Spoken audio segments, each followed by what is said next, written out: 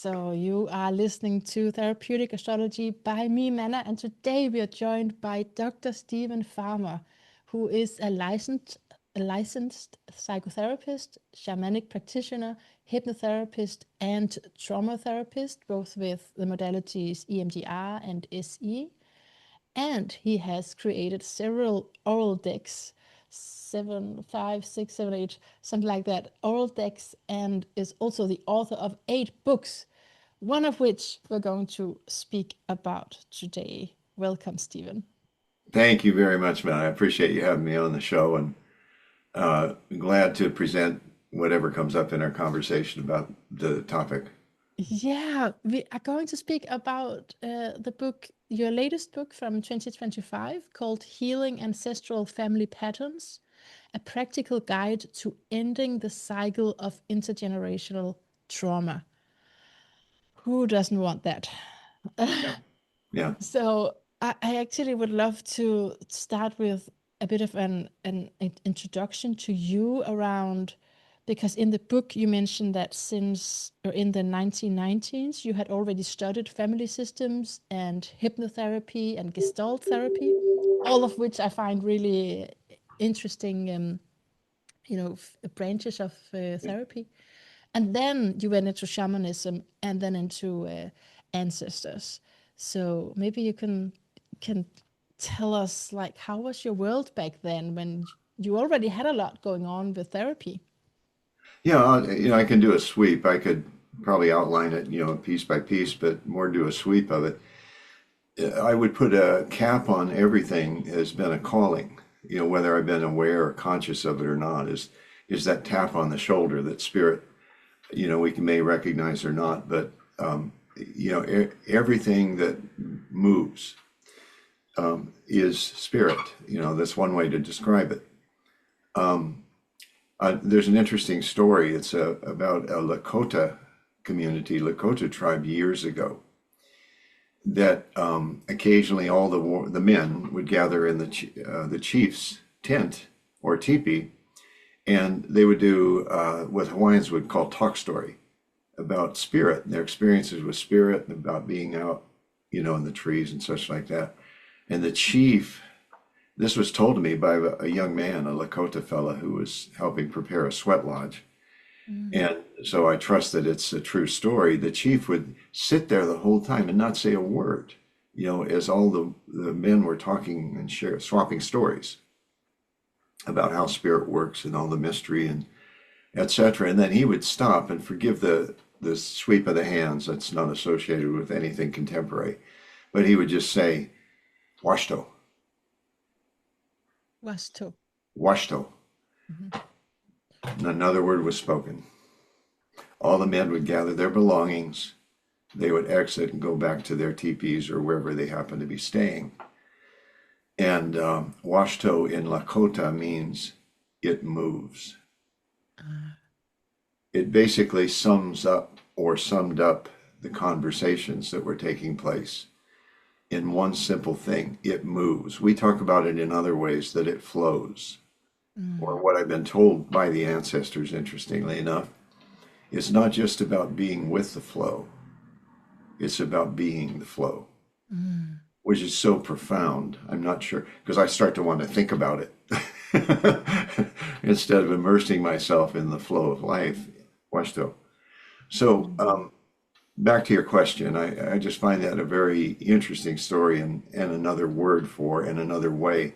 So simple, Yeah. and yet so utterly profound at the same time. And I love stuff like that. Simple Mm. wisdom. Yeah. So I was a teacher. I taught in the community college system for a number of years. So I've got that, you know, that with me on the resume. Mhm. Psychotherapist. I got my license in the state of California as a Mm. psychotherapist. Technically, the license was a marriage and family counselor, and I'm allowed to call myself a psychotherapist. There's no problem with that. Mhm. And then it was about, I think, 20 some years ago, 22, 23 years ago, that I got the call to shamanism. And I frankly, man, I can't even recall how did that you know, how did that really happen? You know, Yeah. it was a gradual process of being introduced to it, I believe, by a friend of mine. Uh-huh. His name is Jade, and I sat in ceremony with him for probably a half a dozen times, sweat lodges, etc. Mhm. And he called himself a shaman. And he didn't go, I'm a shaman. You know, I don't mean it that way. It's just that what he did was steeped in a lot of early training that went on by one he called grandfather. Mhm. And so that really intrigued me. And it proceeded from there to, well, here's a 2-day course, you know, introduction to shamanism. Michael Harner, Sandra Ingerman, whose Mhm. names will stay in history, I'm sure. Mhm. Michael started an organization with a lot of help too, Foundation for Shamanic Studies. And I Mhm. advise anybody who wants to look that up because it's a great organization and it continues on even though he's retired at this Mhm. point. And Sandra's moved on too. She's kind of taken on her own path, if you will. I Okay. took that 2-day course Yeah. and man, Yeah. I shot out of there, went, this is it. I get chills as I say that. My Oh. body chills. That's the body memory. Oh Like man. getting out of there going, okay. I sometimes parody what was going on. I sort of did this, but I'm exaggerating a little bit for the story's sake. But it was like I was going up like a cartoon character or something. Michael, what do I do next? You know, how do I take more of this? What do I have to do? You know, and it's almost like he had to go, slow down, boy, you know, Yeah. easy. Anyway, I went from there to take some other courses, in advanced shamanism, Mm. a lot of training, probably about 5 to 6 years of very intense training. I was just Mm. like soaking it up. Again, I think the listeners can identify with this when you feel really called to something, Yeah. and especially when you feel it in your body, you feel like you're being moved. Washto, Yeah. you're part of that movement. It moves, and yeah. Oh, it's a really good way of describing it.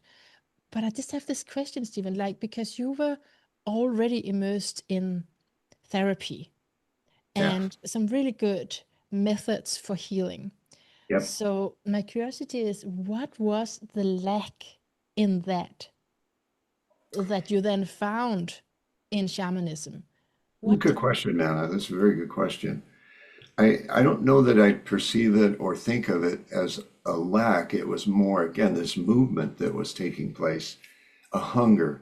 I started attending one significant point in that long, not long transition, but that gradual transition is a friend of mine invited me to go to a church. Now, I hadn't been in church for years. You know, I didn't like it. I had questions about the faith itself. Not that I was opposed. I just had questions, you know, and it Mm. was good. I think it's good to have questions. But I went to this one church and ended up going several times, Church of Religious Science. Okay. And what really moved me, it makes me almost come to tears, is I had at that time, they're all grown up now, of course, but I had two daughters, 6 and 3, Oh. and I would take them with me, Mm. and they would have all the children come walking down the aisle, and there's more to it than that, but that was a seminal point to say, okay, I'm Mm. going to stick with this process, this Church of Religious Science. It was really good, very Mm. effective. But I'm like, they're going walking down the aisle, and I'm going, oh, you know, like really tearful, joyful tears, but tearful nonetheless. And so that attracted me to continue the Church of Religious Science. And there was a great minister, Peggy Bassett. Thank you, Peggy. Speaking Mm. of ancestors, you know, Mhm. she influenced me and a lot of other people. I mean, there were like hundreds of people that would attend that service. Mm. And then that later was the shamanic training. That led to going, how do I integrate this with therapy? Because there are some pretty, I would say, there are guidelines about the therapist, you know, and areas you can go into. I never Yeah. felt, I never felt in touch with my spirituality ever since childhood. I don't think I ever was really. I had a death of a little girl that lived next door when I was about 11, just said, there is no God. I remember Mm. crying, you Yeah. know, over her death and saying, there is no God. So there's a huge, Later, later at my oldest daughter's birth, it was a an alternative birth center in a hospital, and witnessing and participating in her birth. And it was a very short labor, it was 5, 6 hours. Wit, boy, it's going to make me cry again. mm, But it's a very emotional experience and yeah, memory yeah, of witnessing and participating in the delivery of this little human being. And I remember I wrote this a story about this, and I went, okay, there is a God. yeah. That's you what I know, thought. I was like, long, okay. long arc to get to that. There is no God. From 12 years old to I think in my 30s. Yeah, Anyway, that's a yeah. little bit of the story. There's a lot more to it. I don't want to. I'm sure. I'm sure. So what I'm thinking is, and I think that it's what I'm hearing, but it could be my own assumption, just mixing up with what you're saying. My assumption is that there is this sacredness that then it was amplified when you went into shamanism, at least, and it's not inherent in any of the therapeutic models. You would have to bring that on your own in a way, that Yeah, sacred element that we most certainly need. What do you say that's about that? it's well stated. Yes. Okay. Yeah. Uh, I think that, and also trained in hypnosis, Yeah. hypnotherapy, and such like that, and just working in altered states, in different ways. Sometimes it was experiences where one experience changed my life, which there's a whole story to it. So I don't want to take up all of our time, with, I'm a storyteller, what can I say? It's good. But eventually it was this evolution continued to where again, I don't recall the date or the time, but it was like it was time to move completely into shamanic work, Mm. which I did for a few years. And then it's the old baby with throwing the baby out with the bathwater. I went, wait a minute. You have all these skills, EMDR, for Yeah. trauma recovery, trained in that. I trained in exceptional therapeutic approach to healing trauma, Sounds somatic like it. experience, Yeah. somatic experiencing. Hey, what Mm. a concept! Work with the body. That's where the trauma lives, Yeah. and that's where PTSD, expresses itself through the body. For sure. So then I realized I have two avenues that Mm. I can work with to work with post-traumatic stress disorder, PTSD.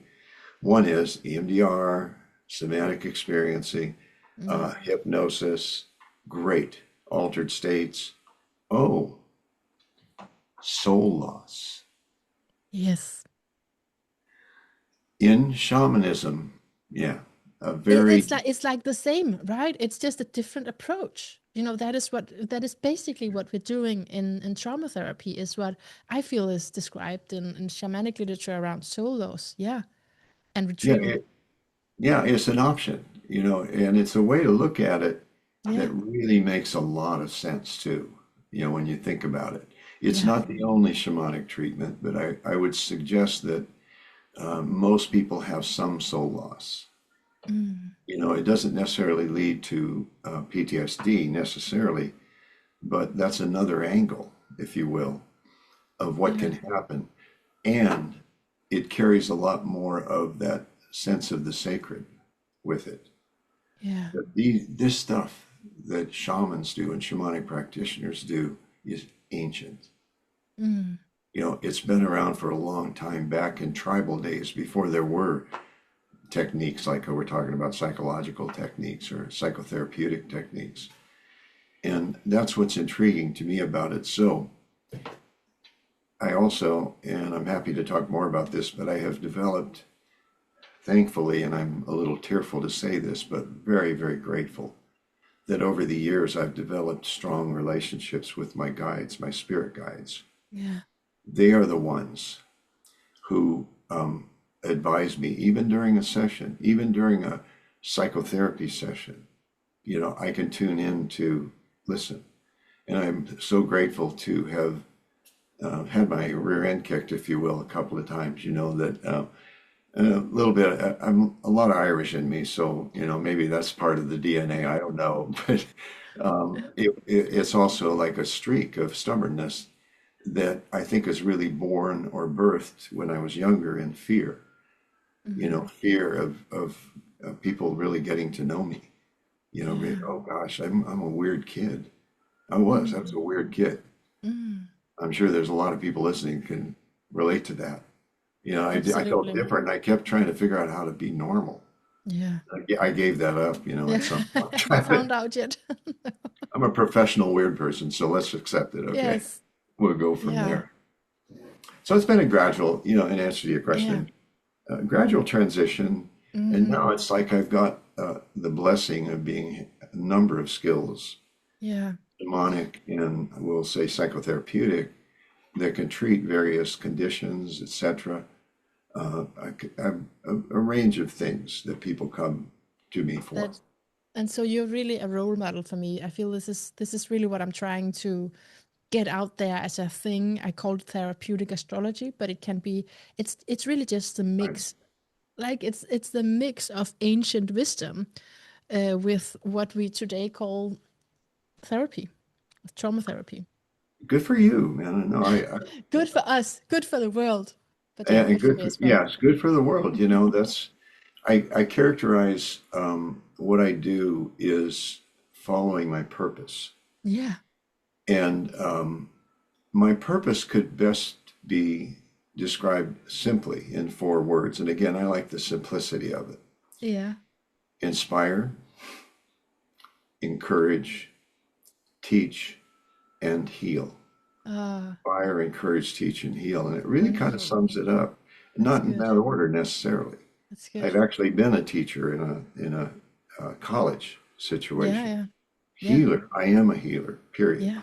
Just the way it is. It's part of Mm, my legacy that I bring into this lifetime. mm. And then inspire, yeah, The books, push, the oracle decks, right? yeah, Yeah, inspiration, guidance.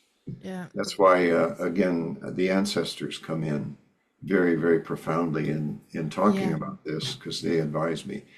I got to tell you, you might want to do this, and give it a try for a couple of weeks. Years ago, we're talking probably a good 12, 15 years ago. Again, I have that number in my mind, 12 to 15 years ago.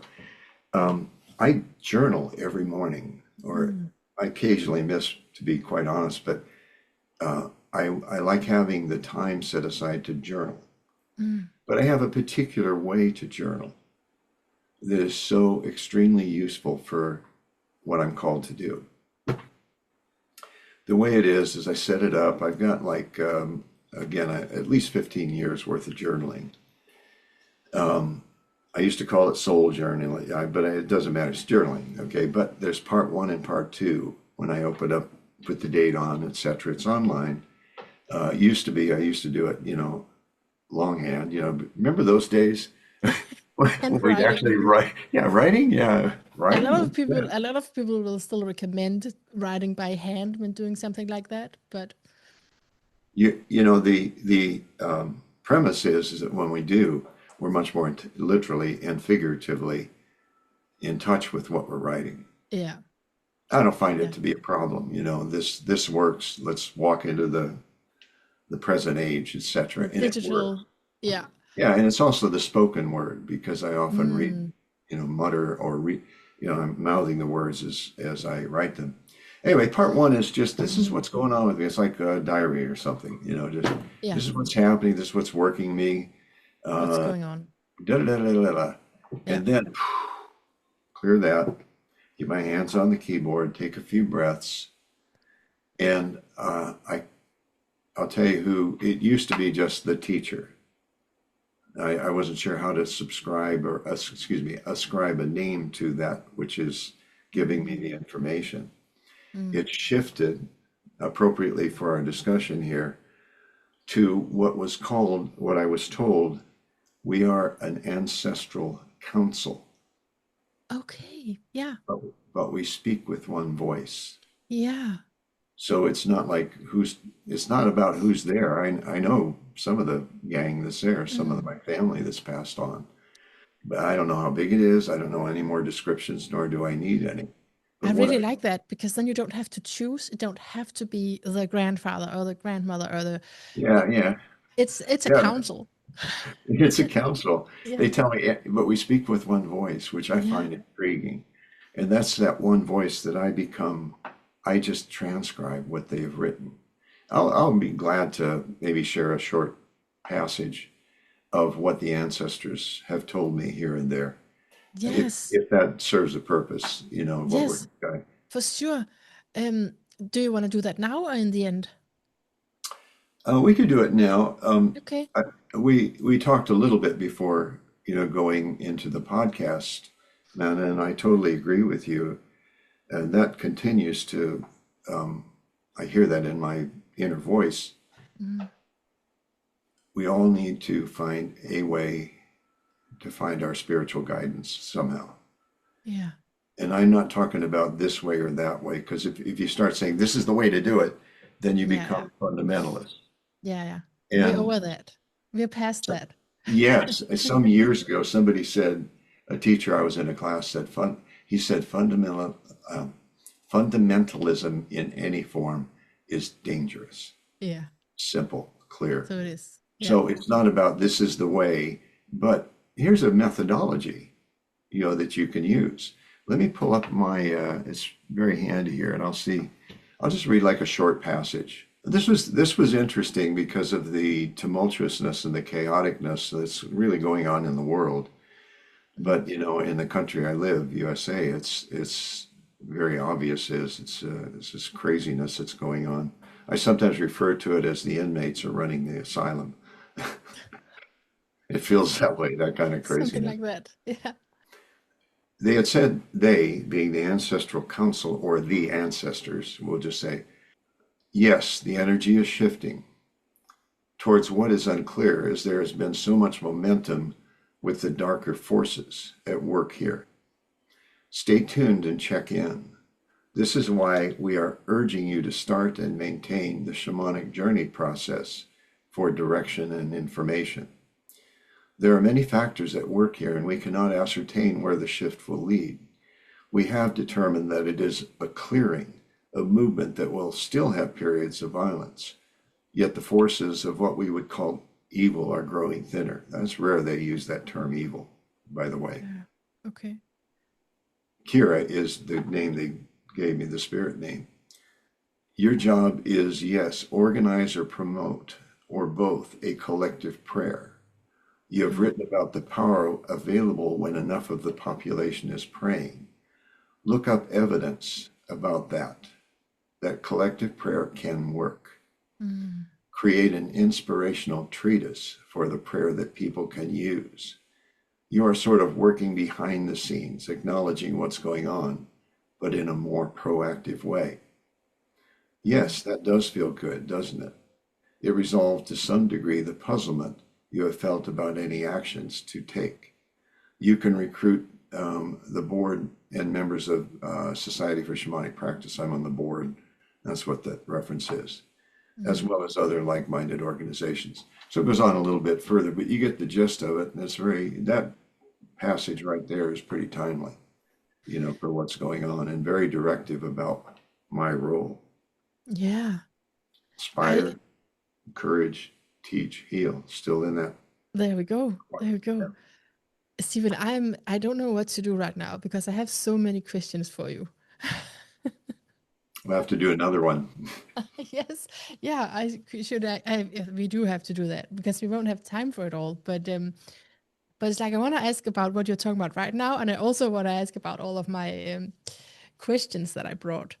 Um, okay, so just one question for what you're sharing right now. Does it work like that that you almost don't understand it while it's coming through you? Or are you really aware to it when you are hearing, when you're getting the messages from the ancestors? That's a good question. I will. occasionally, I would just call it a check-in. Usually my eyes are closed. I'm a pretty good typist, and until I look at it and go, God, where's spell check here? But I'm Yeah. pretty good. I do fairly well with that. I've always been good with the keyboard. Mm. So I might, when I'm a little uncertain or hesitant or uncertain, I may pause, and just open my eyes and look and see what's going on. What's being written. Notice how I say it, even being written, not what I Beautiful. wrote. Yeah, Yeah, it's being written. that's really good. So yeah, it's pretty simple. I invite everybody to try it. Here's my pitch to everybody. Try it for about, maybe a couple of weeks. Every morning, just open a page, whether you do it longhand or you do it on the computer. Ultimately, it doesn't matter. It's a practice. It's getting in touch with the sacred via the ancestors, and the ancestors are here to. They're here to teach us. They're here to guide us. Yeah, We just need to learn how to do that. And that's part of my mission as well as yours and others, yeah, is to encourage that. Here's the deal with Africa and some African communities, that they believe that God or source or spirit, whatever you want to call that larger force, is too big to address directly. right. So guess who they work with? The Yes. intermediaries. Guess who the intermediaries are? Is it the shamans? The ancestors. The answer. Oh, okay, like that. Yeah, yeah, shamans too, but they're conveying, yeah, you got it. Yeah. The ancestors. So, Yeah. That the intermediaries, yeah, I'm not professing or suggesting everybody go, well, then give it up, talking to God. There's a lot of information comes through however you describe it. mm, But that's what I've been tagged, is to work with the intermediaries mm, because they're more tangible too. yeah, You can talk about maybe great Uncle Fred, who just had this wisdom that you didn't realize, and then he's part of this council, something like ah, that. That wonderful. And it is a perfect time astrologically to talk about ancestry and yeah, anything to do with ancestors, ancestral how, healing. how Um, so? How yeah, so? Say more about because that. well, Curious. because of the Capricorn Cancer. Cancer is this year until summer has been through or is going through Cancer, and right now, we are in the Capricorn season, and so even just Jupiter. What did I say? Did I say Jupiter? I forgot. I sometimes I speak too fast when I'm excited and I I might understand that. Yeah. like what did I even say? Jupiter in Cancer is definitely one who can go back to old structures to listen to wisdom and knowledge.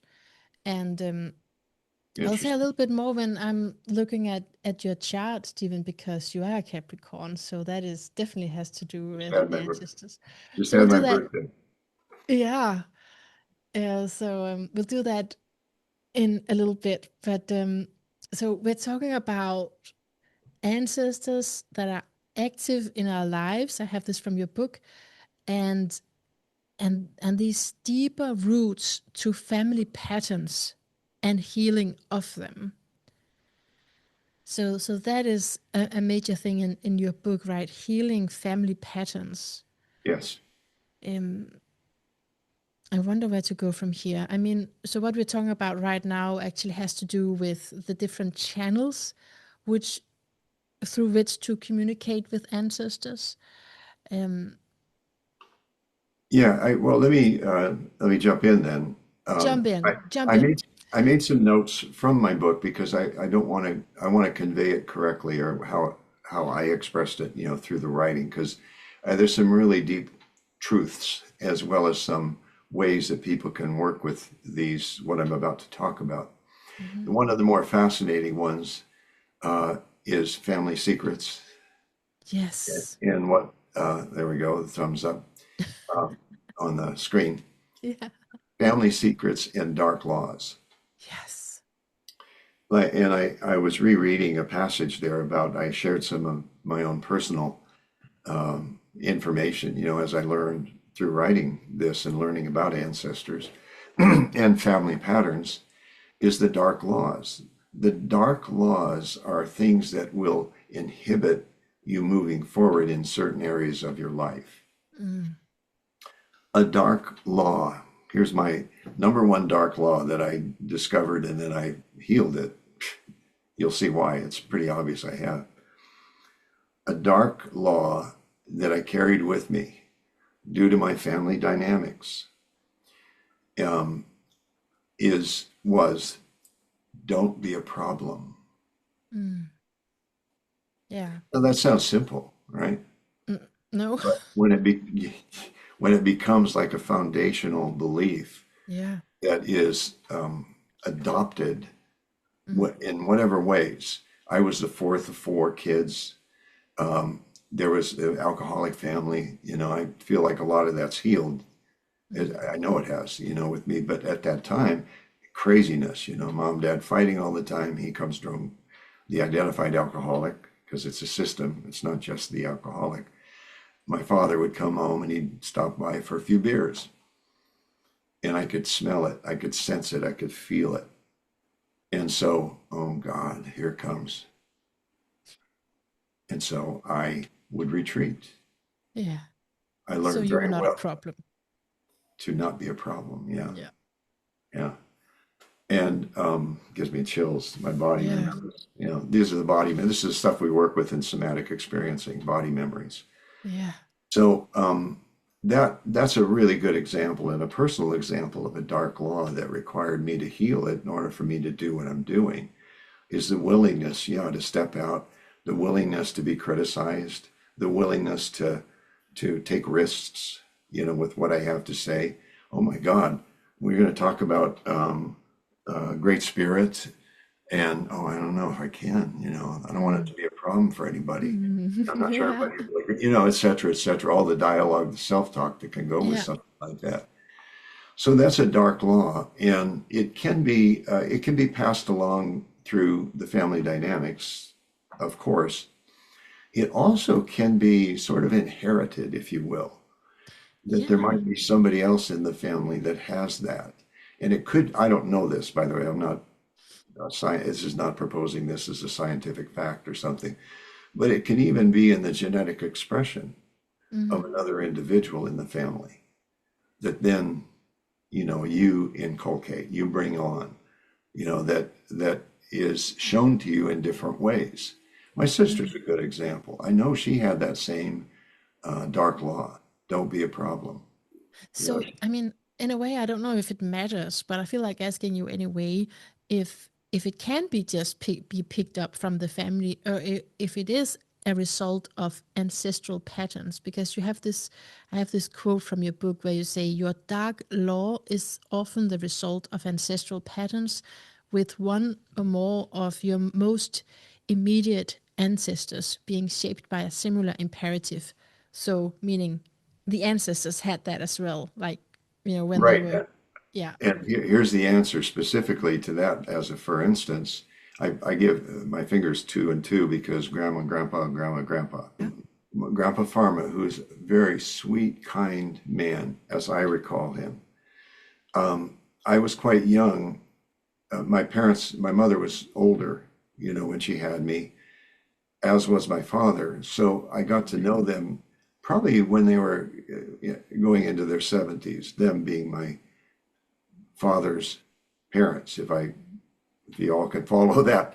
My Grandpa Mac, I Yeah. remember him, but he was a very demure, like quiet, didn't didn't want to make waves. I could tell, I could tell Mm. now, looking back on it. So I Mm. am convinced that some of that was passed along. Yeah. Now, my mother, my father, I can't say that either of them really carried that. My father was fairly shy and was caught by the demons, so to speak, metaphorically. Mm. And this is why the drinking, and this is what I studied alcoholism, adult children of alcoholics, all that stuff as part of my Yeah. therapy training.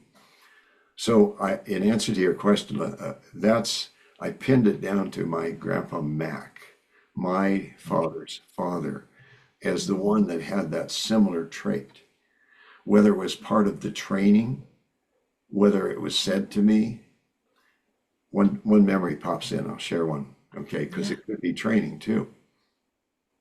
My grandma and grandpa were visiting, my mother, father, and it was just me. The other kids were gone. I had two brothers and a sister, half brother, half brothers, half sister by another marriage that my brother brought in.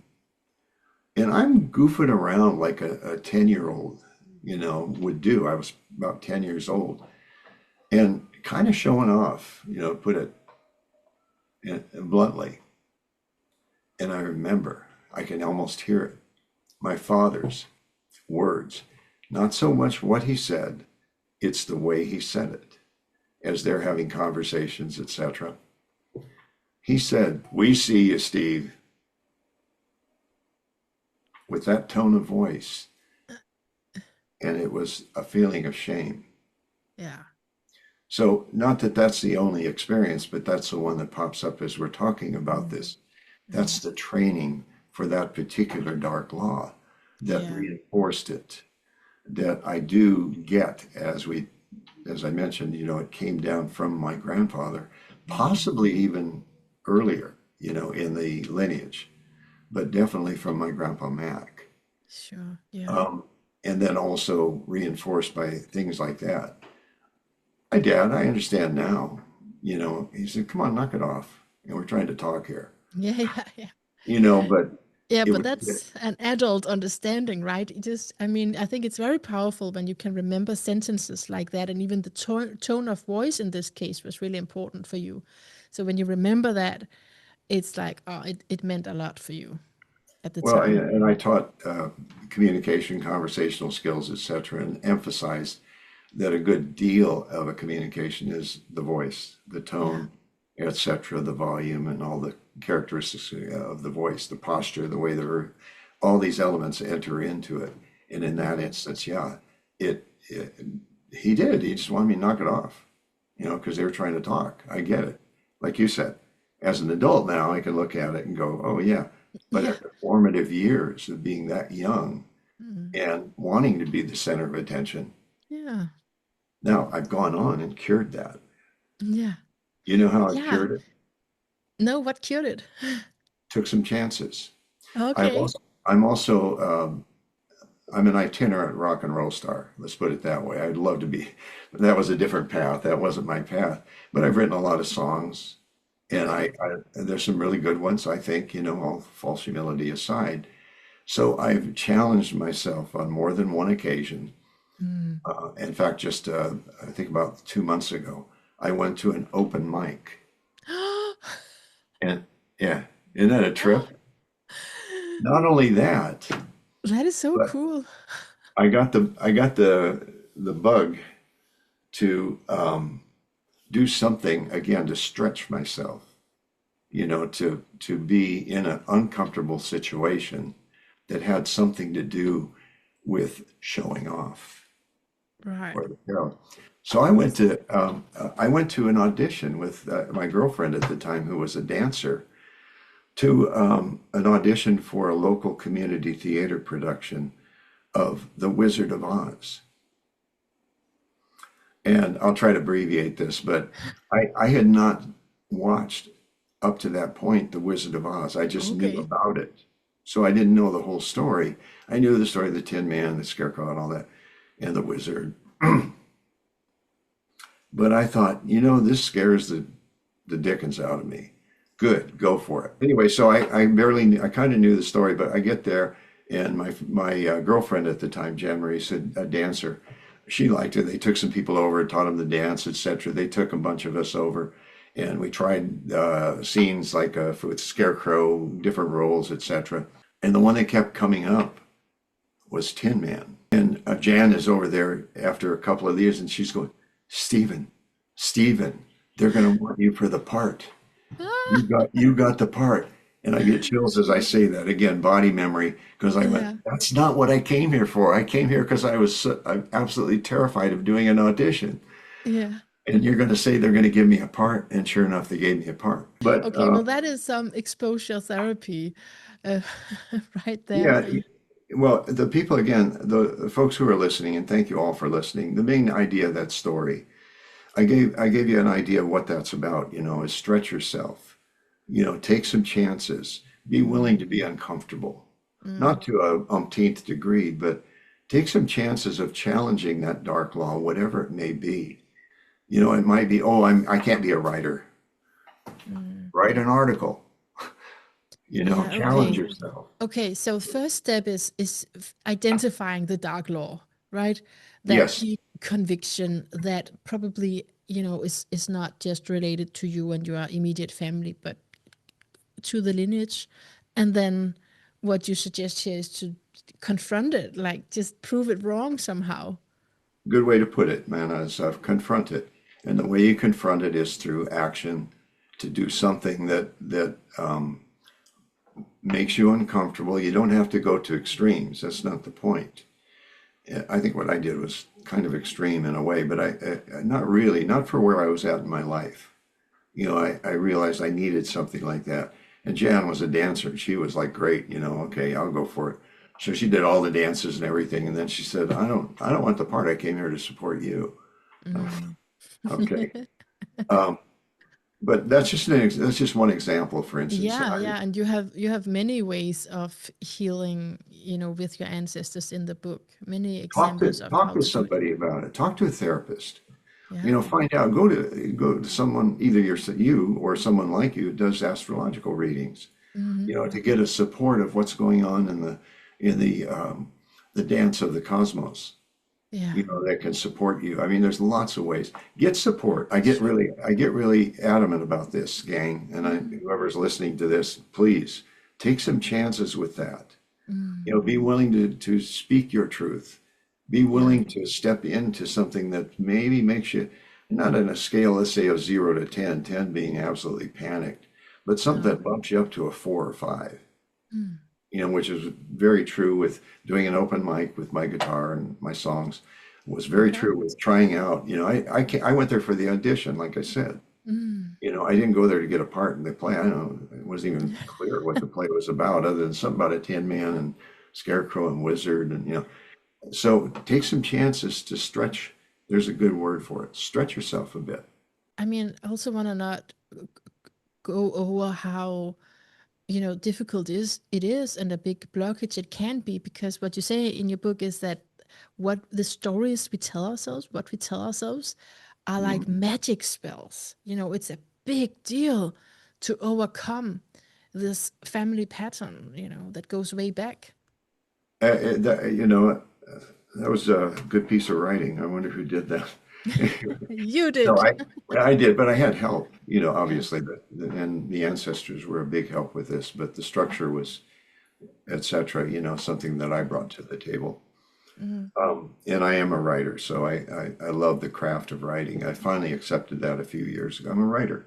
I could say You are. author, and that sounds really fancy to say author, and that's true, but I'm a writer. I love words. Or Yes. the term that came up was wordsmith, like Wordsmith. blacksmith, but a Yeah, wordsmith, to be creative with words. I appreciate that. So, yeah, it amazes me that, I've come this far and I've Mm. been challenged, just like Mm. anybody who's listening. You've had challenges in your life. Mm. And I want to tell you, um, there will always be challenges. They show Yeah. up sometimes unexpectedly, sometimes because we know we're going into a circumstance. And as you work with yourself in this and taking chances, expressing yourself, etc., even at some risk sometimes, there are people now in the world that are doing that, expressing themselves, and there is some risk. Yeah. But I'm not asking you to take these like 10 on a scale of Mm. 0 to 10 risks, but speak out, express, talk to friends, have a community. Community is so important. And by community, I mean not a town, I mean a group, a few people, a handful. You need maybe 3 people that you Yeah. could lean on and you could just talk to them about anything. Yeah. To have that development, not 150 of my best friends. No, no, no. People that you have in your life. I feel blessed that, what was it, last night? Something came up and I called a friend and I just Mm. wanted to say, this is what happened. I can't even remember what it was. It's not important. but she was right there, you know, Yeah. didn't even live nearby, you know, she's across the country. And it was like great to reach out to somebody like that. And be received, right? That's the sense I'm getting. Just someone to receive me. It's true. And I'm sure, Melanie, you have a couple of friends like that at least, Yeah. you know, you can Yes. lean on and go, hey, how you doing? You know, can we talk for a few minutes? It's so important. It Oh, really is. critical. And That and creativity. yeah. This one I feel very strongly about. And you can ask for guidance. You can thank the ancestors.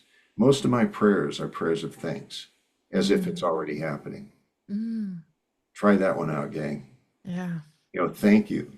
I got to, can I, I'm going to veer over here a little bit quickly. Okay. I have had since I moved here a couple of years ago, this iron raven is out in the front porch. Is like this, you know, and he's, Okay. yeah. And raven is one of my spirit animals Oh, that I work with consistently. My daughter, that's my oldest daughter, Nicole, started doing stained glass, and I had the whole gang here. We sort of skipped Christmas, and we all met here because they're coming from different places for celebrating what would have been Christmas. Basically, it was a Christmas celebration at New Year's. great. She gifts me a stained glass about this big of raven.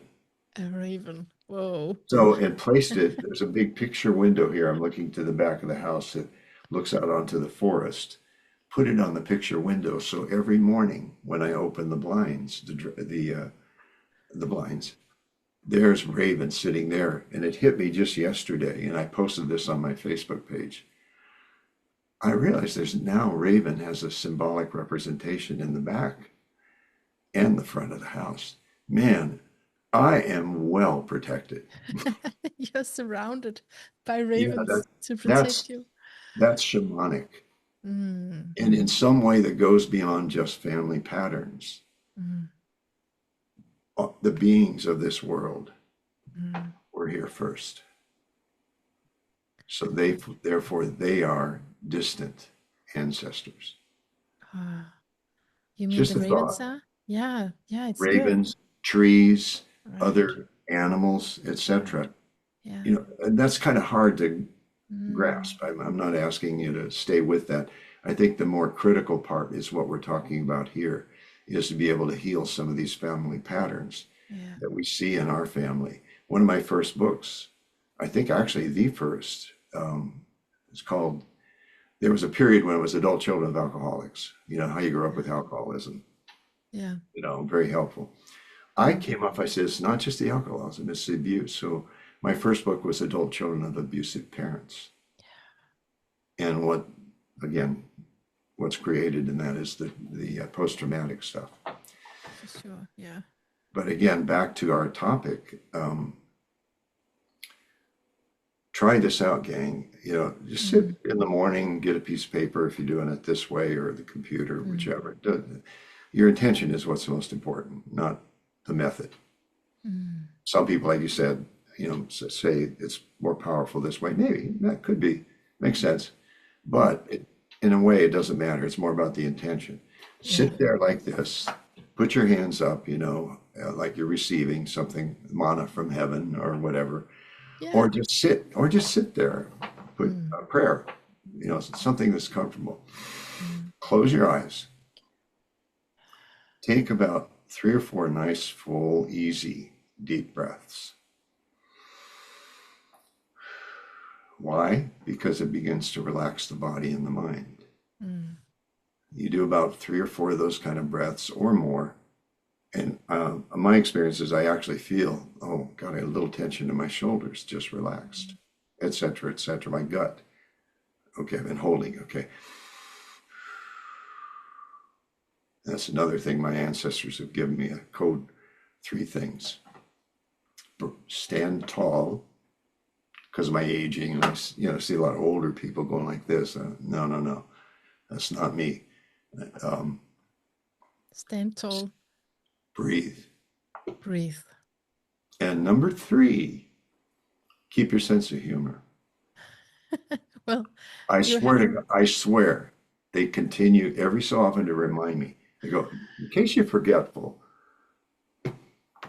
Isn't Remember that your cool? sense of humor. That's cool. Stand Yeah. tall, breathe, and lighten up, keep your sense of Yeah. humor, Wonderful. and so, and I've got a good sense of humor, so Yeah, you got that in check. So it's like advice for aging well, I feel also. Um, and I just want to end by talking a little bit about your astrology with you. please, Yeah, because so you're a Capricorn. You recently had your birthday. Congratulations. thank you. Capricorn. I mean, and it's in the fourth house, so it's really on that axis of Capricorn and Cancer that we just spoke a little bit about before. And it's Capricorn. It's the keeper of time and lineage, and it is about these inherited structures in us, like the bones. The bones are related to Capricorn. That's where we have memories stored. But any structure, visible and not visible, and and so that's, of course, that's when you see something. Okay, you've had this great interest in ancestral healing, and so it's so prominent in your chart. That makes sense. But another thing that I'm just picking up from what you're saying here is also your moon in Aquarius, and it's even in 0 degrees of Aquarius. But just having the moon in Aquarius will really do for what you're talking about with being in a group of people, have people to connect with, right? The importance of that. And the thing that it is in that 0 degree, that means it's a pivot point. It's the moon is our emotional consciousness, where we feel safe. And when it's in Aquarius, again, it relates to what we are just talking about with wanting to have, friends are really important, but also that you would have to break some family patterns, because you don't um, you don't deal with life in the same way that they do. So there's something about that. and It's good. Yeah, and it's and good. then you recently moved, and we've had Pluto right on that point. So I was thinking, probably, what's going on with that with you. But for the last couple of years, we've had that Pluto in and out of the 0 degrees of Aquarius. So that makes And sense that you've made a what big does that mean? What move. does that mean? Well, The that Pluto. well, Pluto, it can mean a shift of home, for sure. For you, it meant that, right? But Right. it's really could also be looking deep into these things that we're talking about today, deep into family Okay. patterns, and that feeling of not belonging. And then Pluto is wanting to get the truth out there. Okay. Good. Thank you. Yeah. Yeah. I feel this thing that you had to break some family patterns. What do you think about that? How does that Yeah. Oh, land with you? absolutely. I went through. I've had my periods with addictions like smoking. I look Yeah. back on it now, and you got to be crazy, dude, because I smoked cigarettes for years, and then I finally quit, and it was horrendous. It was difficult. Yeah. And then there was this instance, probably a few months later, where I thought, well, one won't be bad to just have one. So I had some rolling tobacco. So I rolled some tobacco, had it, and I went, okay, that's all. What? Backhand, Okay. but I broke it again several years ago. So Mhm. yeah, habits, addictions, things But like that's that. and that's in a different place in your chart, and it's definitely also to do with your father there, because Yeah. Neptune in the first house, and how it relates to how it aspects the other planets, is that's a big deal. And yeah, addictions is, that's the trap we can walk into. And of course, you're also conditioned that way because of your upbringing. But it's also, this openness in your first house, in who you are, this openness to the spirit world, you know Oh yeah. Yeah. so I sometimes, man, think of myself truly as being lucky. yeah. And you go, you're a spiritual dude, man. What's going on with this lucky stuff? Shh, quiet. I'll stick with it. Yeah. I feel lucky. another way to say fortunate, but I like that sound of that. I'm lucky Mm. in terms of having been graced with a fairly lengthy life at this point, Mm. one that has had some effect in the world. Yes. I think there's probably, unfortunately and sadly, a lot of people that don't have that path where they even know that they affect, but by their existence they do. Yeah. They affect others. They just may not be aware of it. So I feel lucky to have that awareness and consciousness, and Mm. also the blessing of meeting and talking with people like yourself. Yeah, who's reading Oh, your books? I actually read another book from you. I forgot the name of it, but then we just decided to go through this one, which was sure. your newest book. But yeah, definitely you're affecting people and in a big way, on a big scale. Yeah. Again, lucky and grateful. Yeah. I know I have a little code, and then before we quit completely, I'll say it's real brief. I like to call when I'm complaining about something to be aware of it, number one. And second, I don't call it complaining, I call it whining. Waning, whining, Whining, like, whining. meh, meh. Okay. So, but what I do instead of going, oh God, you're a spiritual leader and teacher, that's, there's a word for that. I won't say it, but no, this is garbage. Mm. What I've come to, though, a place is I give myself permission to whine, Mm. Okay. but not for very long. And then my intention is then to shift it to gratitude. Hmm. Oh, this house I'm in that I bought is like da da da da da da. Okay, that's enough. Okay, let's talk about what you're grateful for. That you Yeah. have a house. Let's start with that. Mm. There's many people in the world that don't. And I say that not to shame myself, but to recognize, Mm. yeah, be grateful for what you have. Be grateful for the goodness in your life. Be grateful for the gifts that your friends bring you. And I don't mean presence. I mean their presence, their listening ear, Yeah. challenges. It's all that about important. I feel like this is related, I think, to your Capricorn energy and what you were speaking about in the beginning, that you like the simplicity of wisdom, and you have this, 1, 2, 3, counts, Yeah, steps. I really like that. So what you're saying here is, yeah, go just, allow yourself, give yourself permission to complain, but then turn it around and, look at that complaint, but then see what you actually have. yeah, Yeah. yeah. Be grateful for. I'm Yeah. gonna. The other piece I want to just share is the information that I got. I want to give credit to John Bradshaw. He was a writer back when, 30 years ago, and he wrote a book called Family Secrets. So you're the people that are listening to this, if you Hmm. want to investigate it more, it's a more thorough treatise on family secrets, dark laws, etc.